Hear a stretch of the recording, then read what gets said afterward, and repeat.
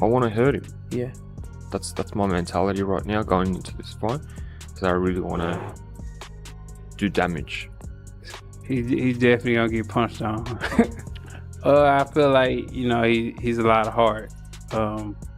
He's a lot of heart, and I think that's why he switched back.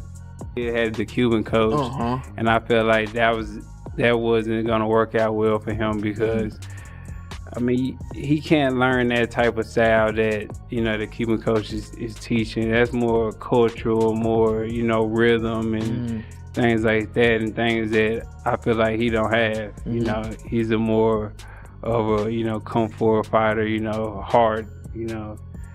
And, you know, I feel like he's pretty good. He's good. You know, he beat Terrell Goucher. You know, he beat Tony Harrison. You know, I think he beat them on the back end of their career. But, you know, I feel like this supposed to be his coming out party against me, so I'm super excited. I'm expecting the Errol Spencer was fighting. Yeah. Kell Brook back in the days, you know, that type of fighter, but we shall see. It wasn't how things unfolded. The instant Errol Spence Jr. and Tszyu came face to face, the atmosphere shifted dramatically.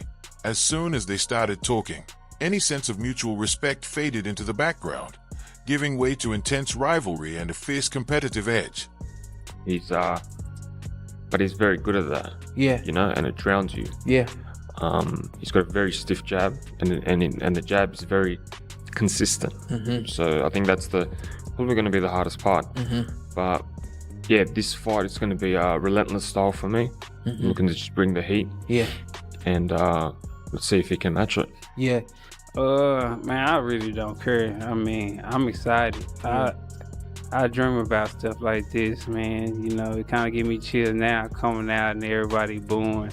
They give me more pumped up than anything. People booing, throwing stuff, you know, angry. That really takes the nervousness out of me. Like, I'm not nervous anymore. Like, people booing and saying things and yelling and screaming. That's like the movies to watch as kids, old Spartan movies and stuff. Like, you going to war. So, you know, I'm looking directly at Spence. Tszyu delivered a confident message, saying this comeback would end in disappointment. He argued that Spence should have taken an easier fight to rebuild his momentum instead of stepping in against a hungry opponent eager to prove he is still one of the biggest threats in the 154-pound division. Spence, however, had no intention of letting those comments go unanswered. Respect all-out war. Me, I think a one-sided fight. I think he's gonna give it everything that he has, but I'm definitely gonna put on a great show and show the fans of Australia, show the world that Errol the True Spence is back, and y'all will respect me after this fight. In your mind, I know we said about breaking Errol, but in your mind, you must feel like this doesn't see 12 rounds on your side. For sure. That's what I'm going for.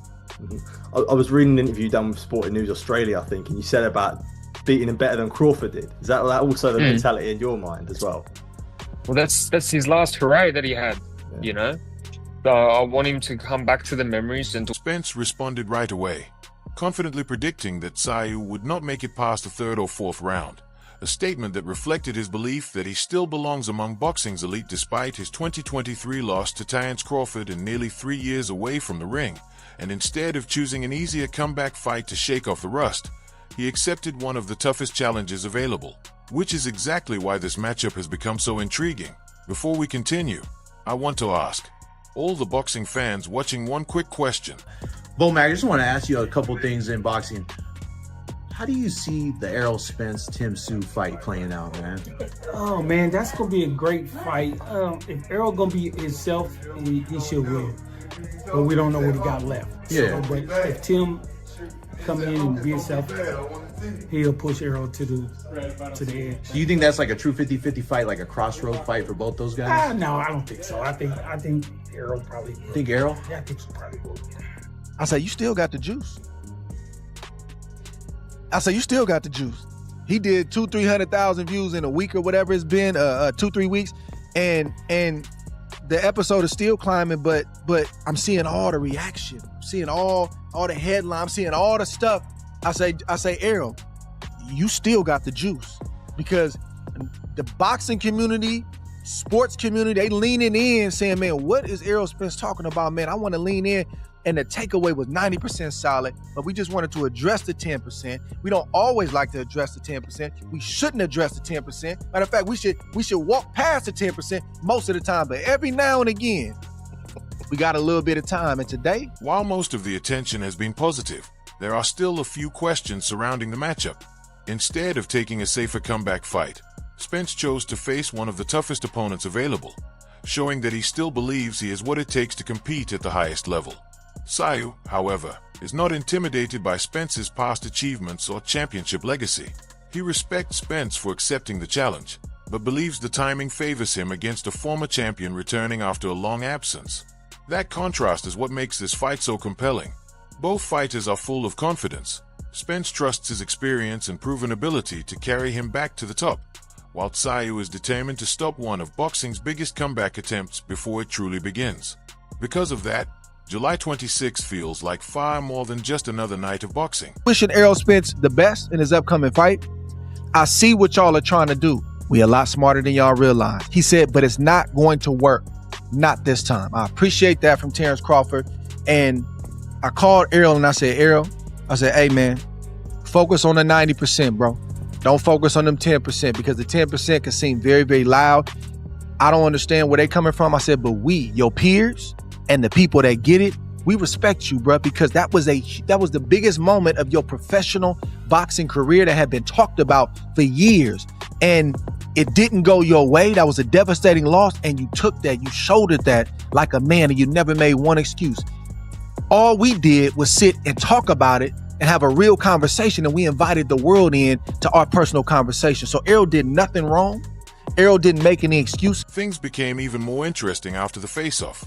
Once Spence and Tszyu exchanged bold knockout predictions, Terrence Crawford added another layer to the story without making any disrespectful remarks, but made his support clear, saying he would travel to Australia to back Spence. It was a strong gesture that showed respect and proved that competition doesn't always erase friendship. Anything in closing? Anything we didn't have? Nah. I'm definitely a fan of boxing. You know, I'm gonna be in Australia. I'm gonna be. I know you're gonna be over there. Yeah. I'm gonna be supporting Spence, rooting him on. Yeah. You know, I just like to support, fighters in his own right. I done been in Boots locker room supporting him. So it's just crazy how the tables turn. When people get to a certain plateau and they forget about things like that. We pick up. Crawford pointed out that no one truly knows what will happen once the opening bell rings. He also said that if your prediction turns out to be wrong, you should accept the result, congratulate the winner, and move on instead of making excuses. Looking at the bigger picture, this fight is incredibly difficult to predict. Crawford believes Spence still has what it takes to win, while others feel Tsyu's recent activity gives him the edge. When even experienced boxing figures are divided, it usually means fans are in for a memorable fight. I was like, yo, I know you heard everything I said, so I told him to his face. Yeah, you know what I mean? But it's cool. It's cool to be and this is what I don't understand why people take it so hurtful. When we in like England and places like that, or overseas, like they tell you, and it's okay, like, hey, you're a great fighter, but I think he's gonna win. Yeah. Afterwards, it's all cool. It's just a opinion that they have. Brian Mendoza then offered a different perspective. Unlike Crawford, who backed Spence because of their friendship, Mendoza spoke from first-hand experience after sharing the ring with him. He dismissed the idea that Spence is returning only for one last payday, saying that is not the fighter he knows. According to Mendoza, Spence constantly adjusted and improved during sparring, making him more difficult to deal with each session. He also reminded fans that before becoming known for his relentless pressure and body attacks, Spence was a highly skilled, technically gifted boxer with a strong amateur background. And for me, when it goes the other way, I say, hey, I wasn't in that man's camp. I don't know what he was up to. I wasn't with him the night before his fight. I don't know what he was up to. When he went That's an excuse. You make an excuse. When he went in the ring and did something I didn't think he was gonna do, I ain't know. No, you gotta just say I was wrong. Just say I was wrong. Congratulations. Hey, be easy, bud. Mendoza explained that Spence's aggressive style became his trademark because it worked, not because it was the only way he could fight. He also praised Spence's toughness, saying he landed good shots in sparring but never saw him lose his composure. While sparring is very different from a real fight, Mendoza believes those experiences still say a lot. He described training camp as more of a chess match than a simple slugfest, highlighting Spence's ability to adapt and improve. In his view, this is not a fighter holding on to the past, but a former champion quietly rebuilding himself and preparing for another serious run at the top. Errol Spence, for those that think that he's done, he's just showing up for a check. I've heard that a lot. A lot of people critiquing. He's not working like someone that's showing up for a check. The work ethic I got to see in the couple weeks I was there, and obviously just from literally being in the ring with him, sharing the ring, working with him, there was adjustments every day. He's not someone that's just showing up and just, clocking in and be like, all right, let's, go through the motions and do the same thing. He was making adjustments. I was catching him with shots the first day we sparred. The second day we sparred, those shots were not landing. I had to figure something else out. Errol Spence. Exactly, yeah. People forget, they know he's a pressure fighter. He likes to work the body. After Brian Mendoza shared his thoughts, Greg Hackett shifted the conversation away from the action inside the ring and focused on the bigger picture. Instead of picking a winner, he defended both Errol Spence and Derek James, saying much of the criticism aimed at the trainer overlooks the circumstances. According to Hackett, coaching becomes far more difficult when a fighter enters a major bout while dealing with injuries. He stressed that accountability matters most. A trainer can guide, prepare, and make adjustments, but once a fighter steps outside the gym, the responsibility for every decision belongs to the fighter alone. And trying to show up for a check and trying to be like, oh, let's see what we can do. Like he's fully locked in. He cares about improving each and every day, and that's what I respected. And at the end of the day, I even told him, when I was leaving that, I appreciate him having me out. That it was just fun, being in that type of high-level chess match again, where I can't just, I'm not just using the same bag of tricks every day. I have to go home from the sparring and think about, okay, well, what am I going to do next time? You caught me with this. Those are signs of someone that is... Hackett summed it up by saying that once a fighter makes personal decisions outside the gym, the responsibility rests with them alone. Now it's your turn. Who do you think comes out on top, Errol Spence Jr. or Tszyu? Drop your prediction in the comments and join the discussion. If you enjoyed this video, be sure to like, share, and subscribe to Boxing Hub for more boxing news, fight updates, and exclusive content. Thanks for watching, and I'll catch you in the next video.